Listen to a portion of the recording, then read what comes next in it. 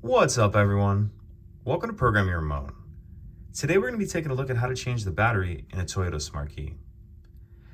So this Smart Key is going to be for vehicles that have a push-button start ignition. If your Toyota has a regular turn-style ignition, then you'll have a different fob and the procedure to change the battery will be different. That'll be a different video. But for ours, we are looking at the ones that have a push-button start ignition. And this Smart Key is going to take replacement battery CR2025,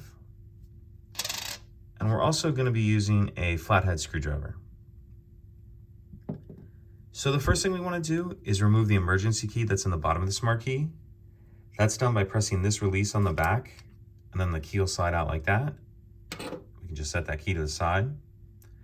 Now what we want to do is grab our screwdriver, and we're going to run it along the crack of the remote, separating the front and the back. And you just want to be careful for two reasons. One, we don't want to mess up our case of the remote. And two, you don't want to slip off and get yourself in the hand.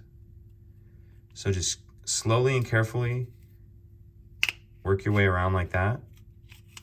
And once it's started, you can usually just get it apart with your fingers like that.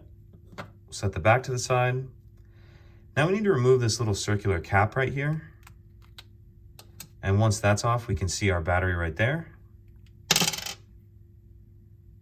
Go ahead and get the old one out. We'll grab our new one, and we want to make sure that we're installing that with the plus side up like that. Put that cap back on there.